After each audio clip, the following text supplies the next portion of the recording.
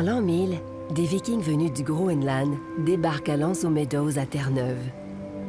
L'Anse aux Meadows est la seule preuve attestant la présence européenne en Amérique avant Christophe Colomb et le seul site scandinave en Amérique du Nord à l'extérieur du Groenland. Ce site exceptionnel a été ajouté sur la liste du patrimoine mondial de l'UNESCO en 1978. Et voici pourquoi.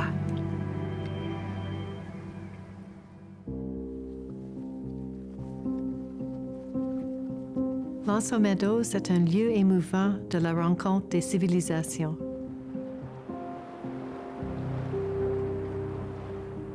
Le site de l'Anse aux Meadows est important comme témoignage des explorations de célèbre Leif Erikson. L'Anse aux Meadows témoigne de l'audace et du courage des navigateurs norrois au Xe siècle.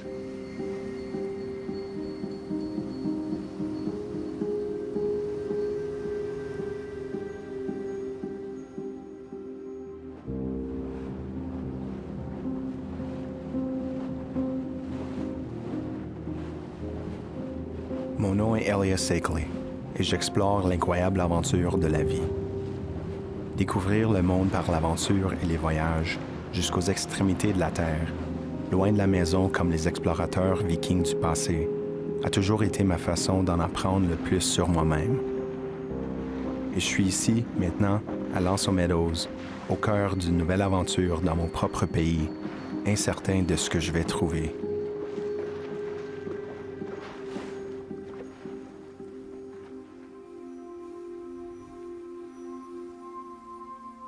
L'Anse aux Meadows est un petit site archéologique situé sur la péninsule au nord de Terre-Neuve.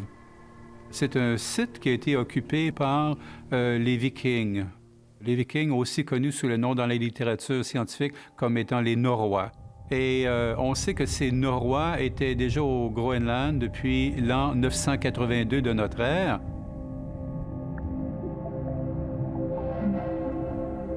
L'important à l'Anse aux Meadows, c'est le site des Vikings qui visitent l'Amérique du Nord pour la première fois.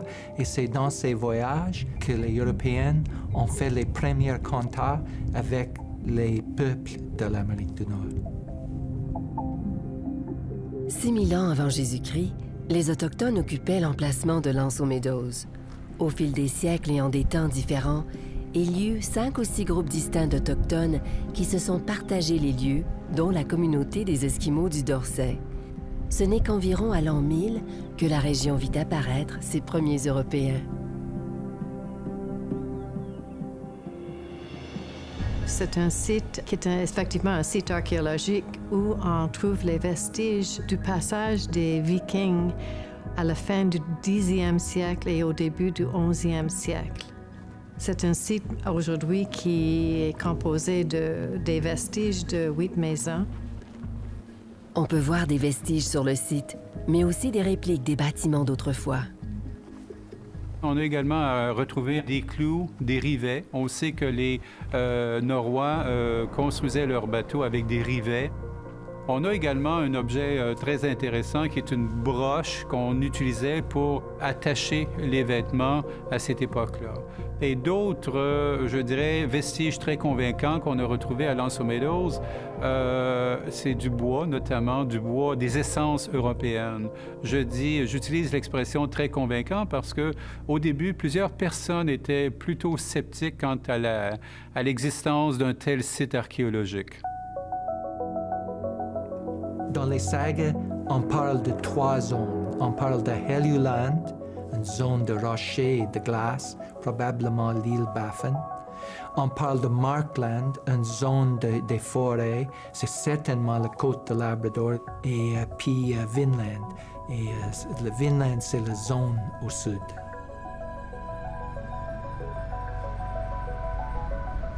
C'est la mention de Vinland dans les sagas scandinaves qui a mené à la formulation d'hypothèses poussant à la recherche de campements vikings sur la côte de Terre-Neuve. Vinland est une région ou un pays que les Vikings auraient ainsi nommé lors de leur voyage en Amérique suite à la découverte de vignes permettant la production de vin. Une chose impensable aujourd'hui. C'est une question un peu compliquée, la description de Vinland, parce que dans un sens, L'Anse aux Meadows est Vinland, mais dans un autre sens, c'est que la porte de Vinland, l'entrée au Vinland. Dans les sagas des Vikings, Vinland est décrit comme toute une zone. On a trouvé des raisins, par exemple. On a créé le vin. Très important pour les chefs. Les chefs vikings aiment beaucoup le vin parce que c'est une sorte de symbole. On sait que les Norrois, à cette époque-là, étaient des grands voyageurs. Si on regarde la période d'expansion des Norrois, on parle entre le 8e et le 10e siècle de notre ère. Des gens de la Scandinavie, on les retrouve en Islande, on les retrouve en Angleterre, en Europe de l'Est, on les retrouve en Italie et dans la mer Caspienne également. Donc c'était en réalité des commerçants qui ont conquis le monde peut-être bien avant Christophe Colomb ou Jacques Cartier et compagnie.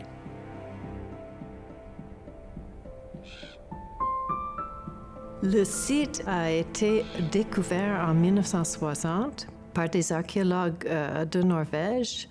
Un archéologue et un explorateur, c'est Helge Ingstad et puis sa femme Anne Stein.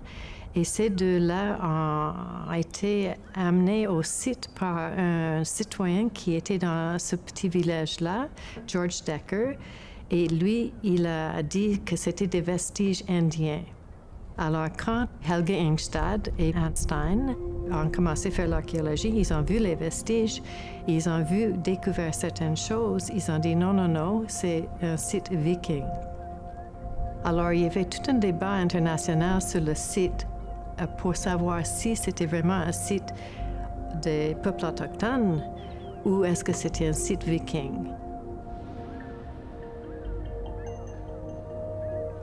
Helge Ingstad était une espèce d'aventurier qui a des idées très importantes au sujet de où se trouve le site d'un établissement viking comme dans les sagas.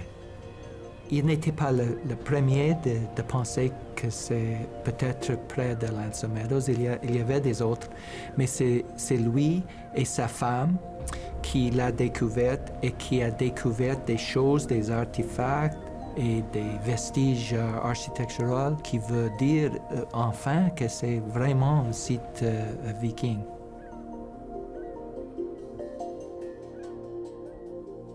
Et ces deux, ce couple, donc Ingstad et Steen, ont commencé les fouilles dans les années 60.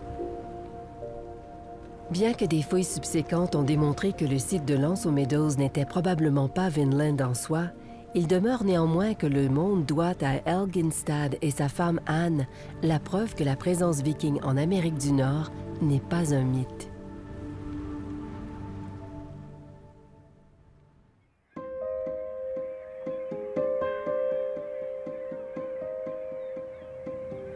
Le lieu historique national L'Anse aux Meadows est inscrit sur la liste du patrimoine mondial parce que c'est associé à des événements d'une signification universelle exceptionnelle. L'Anse aux Meadows est un site archéologique qui contient les vestiges archéologiques mis au jour d'un établissement viking du 11e siècle. Le site est composé de maisons, d'ateliers et d'autres édifices en pans de bois, en mode de tourbe, qui sont identiques aux bâtiments qu'on retrouve en Groenland et en Islande à la même époque. L'Anse aux Meadows est le seul et unique site connu établi par les Vikings en Amérique du Nord et il est le tout premier témoignage d'un établissement européen dans le Nouveau Monde.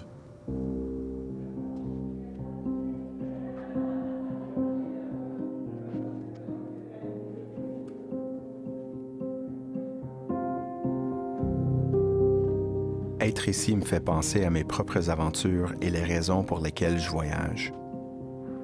Comment c'était pour les Vikings de découvrir une nouvelle terre et un nouveau pays? Pourquoi ont-ils exploré ce territoire? Et qu'y a-t-il de spécial ici pour qu'ils aient eu le désir de s'y installer?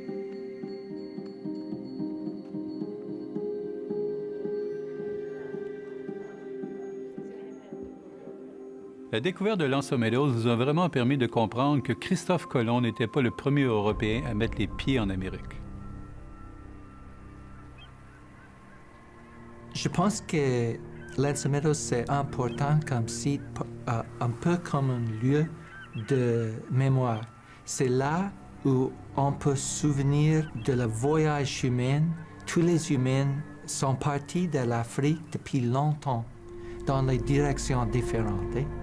Mais enfin, on se rend compte quand les Européens font la connaissance des gens de l'Amérique du Nord, les Amérindiens. C'est un moment quand le genre humain a fait une sorte de cercle autour du monde. Ce n'est pas la seule zone où on fait ça, mais c'est l'un des plus importants parce que c'est le contact premier de l'Europe avec l'Amérique du Nord. La valeur universelle exceptionnelle qui était reconnue par le comité du patrimoine mondial, c'était sous le critère 6 et c'était la question de la première présence des Européens en Amérique du Nord. Alors les Vikings étaient là, étaient de passage à la fin du 10e et 11e siècle. Ça veut dire que c'était peut-être 400 ans ou 500 ans avant Columbus. Alors, c'était vraiment, ça témoigne le passage et la rencontre des Européens en Amérique du Nord. L'être humain aurait donc, à cette époque, parcouru la totalité de la circonférence de la Terre et la majorité de son territoire. Le voyage des Vikings et leur arrivée à Terre-Neuve il y a 1000 ans n'est pas seulement une étape majeure de l'aventure humaine, c'est aussi un autre illustre chapitre du patrimoine culturel mondial.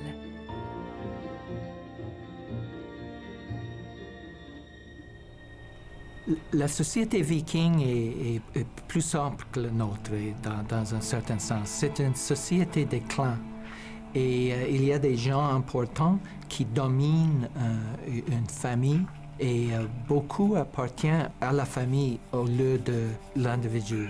C'est une société beaucoup moins individualiste que la nôtre. C'est une société avec une hiérarchie très définie. Et même dans des camps d'exploration comme Lanzo Meadows, il y a des gens des niveaux différents. Il y a des gens dans la famille à qui appartient la colonie, mais il y a aussi des assistants, il y a même des esclaves. Les Vikings venaient d'Islande et de Groenland et fabriquaient les maisons à Lanzo Meadows de la même façon qu'ils ont fait ça à leur village chez eux. Et c'était des maisons qui étaient montées en motte de tourbe et qui ont été insérées entre des charpentes de bois. Et ils utilisaient les tiges de saule, qui est aussi une façon de fabriquer qui n'était pas connue au Canada, mais était très typique de la construction viking. En tout, 8 bâtiments peuvent être identifiés à Lanzo Meadows. Ce que c'est des bâtiments qui sont construits avec des blocs de tourbe. La tourbe, c'est vraiment un bon isolant. Et dans la région de Lanzo Meadows, la tourbe, c'est pas un matériau qui manquait. C'est-à-dire, c'est très marécageux.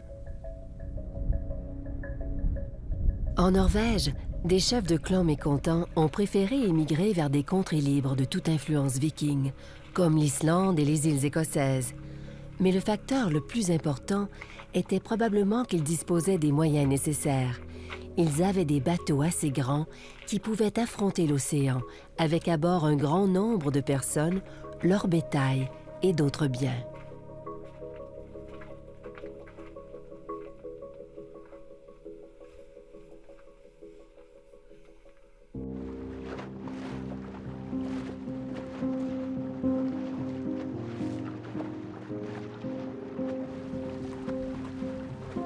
Il y a quelque chose dans l'énergie ici que je ne peux pas comprendre. Je ressens un grand sentiment d'émerveillement et de mystère, quelque chose que j'ai pourtant ressenti tant de fois auparavant. Qu'est-ce qui s'est passé ici, à Lanzo Meadows, qui rend ce lieu si spécial?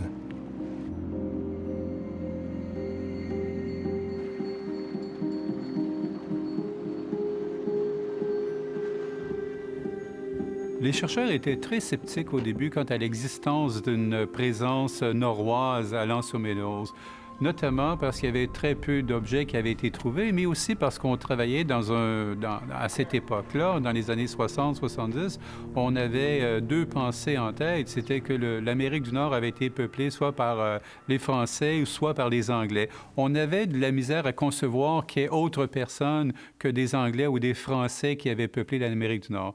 Et donc, ça a été très difficile de commencer à voir les Norrois comme étant les premiers à peupler. Qui étaient les Vikings? Dans l'imaginaire populaire, sont des pirates, une espèce de pirates nordiques. En effet, il y avait des marchands vikings, mais pour la plupart des Vikings de notre côté de l'Atlantique, des Vikings d'Islande, des Vikings de Groenland, des Vikings qui ont visité ici, ne sont pas des marchands, sont plus des fermiers, sont plus des gens qui survivent avec quelques moutons et quelques vaches.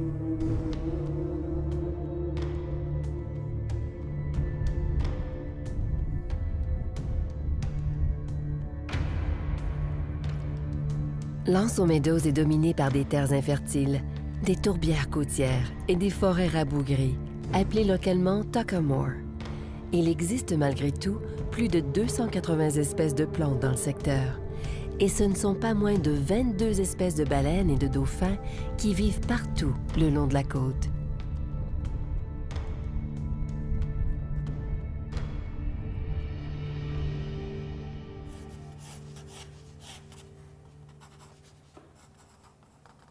À Québec, j'ai eu la chance de rencontrer l'artiste peintre Bernard Pelletier de Parc Canada. Par son regard créatif, il a su capter l'essentiel de ce site et le transmettre sur une toile à l'aide de couleurs et d'inspiration. J'étais curieux de connaître son point de vue et sa démarche artistique.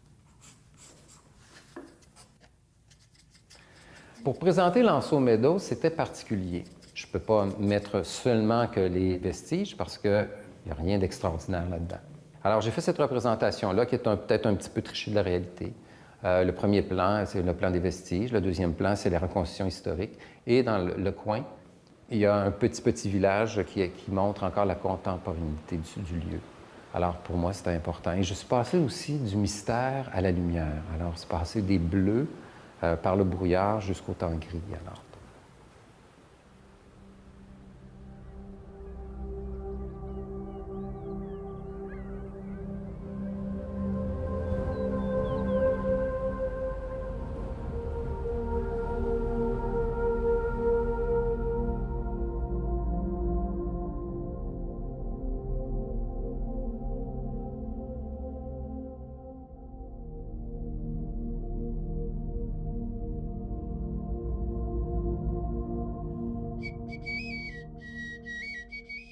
These praises, King, won't cost you dear, that I shall sing, if you will hear, who beat and blazed your trail of red, while Odin gazed upon the dead.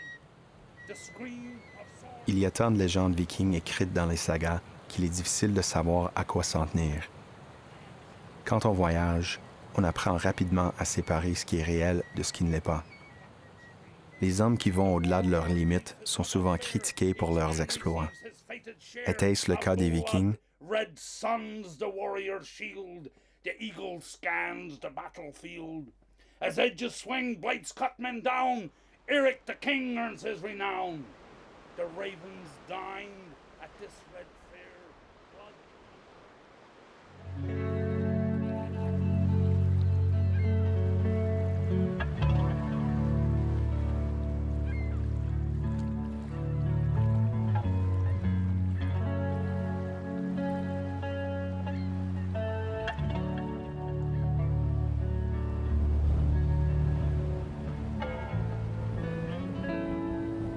Pour moi, la question pourquoi les Vikings ont disparu de L'Anse aux Meadows, c'est plus la question pourquoi les Vikings ont abandonné Vinland.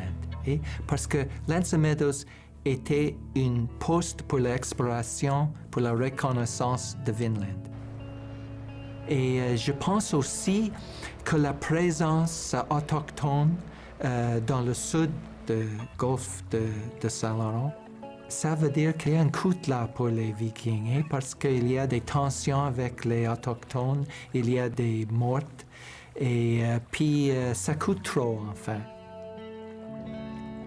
Toutefois, il n'existe aucune preuve historique que ce soit les conflits avec les Autochtones qui auraient interrompu l'exploration et l'exploitation de Vinland par les Vikings.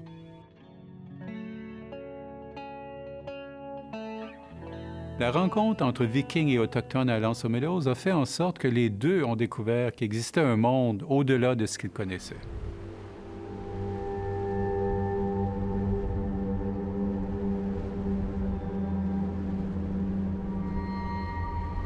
Le village, dont les principales industries sont la pêche et le tourisme, a été fondé en 1835 par William Decker, un marin anglais. Autour du site historique de L'Anse aux Meadows, il y a 8 communautés adjacentes pour une population combinée d'un peu plus de 1200 habitants. Cette population dispersée, dans un territoire rural reculé, fait en sorte qu'il n'y a aucune pression de développement sur le site historique.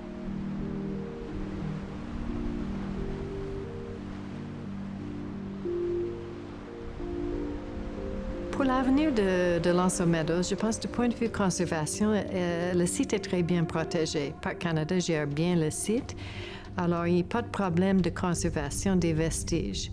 Je pense que c'est plutôt au niveau de la mise en valeur. Il faut vraiment trouver des moyens de capter l'imagination du public, d'expliquer l'importance du site. Alors ça va évoluer avec le temps, c'est normal parce que nos moyens de faire la mise en valeur changent. Alors pour moi, c'est le grand enjeu. Pour moi, L'Anse aux Meadows est important comme site patrimonial. C'est l'endroit où on peut commémorer toute cette exploration européenne du Moyen Âge. Je pense que c'est une désignation de l'UNESCO qui est très appropriée.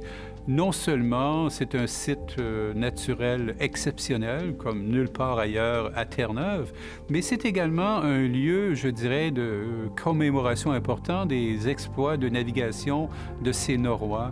Pensons à ces gens qui sont partis de la Scandinavie pour aller au Groenland et qui ont descendu la côte du Labrador comme exploit de navigation. Pour moi, ça mérite d'être célébré.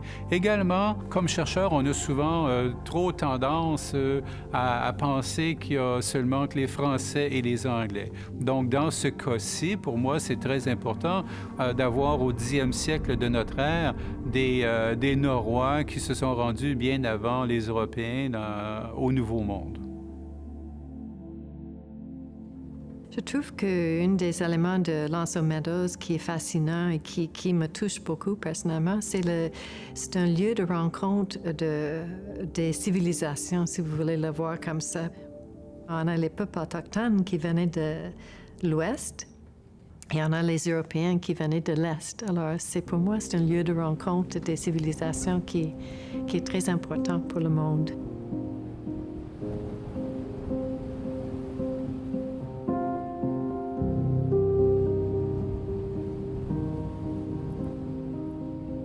L'Anse aux Meadows est la preuve, la manifestation tangible d'un trait universel de l'être humain, qui est aussi la source de notre évolution, la curiosité, le désir d'explorer, de découvrir.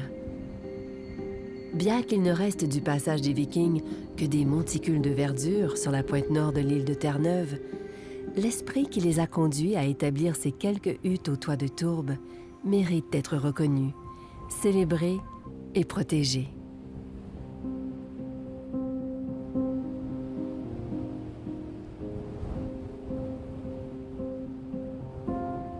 Quand on vient ici, on en apprend davantage sur le passé et on se rend compte à quel point cet endroit est unique.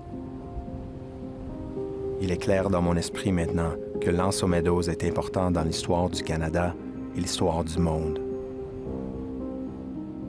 Je comprends mieux d'où la passion pour l'exploration des Vikings est venue. Je suis fier de dire qu'il y a une partie de moi qui est un peu comme eux. Un esprit libre qui n'a pas peur de l'inconnu.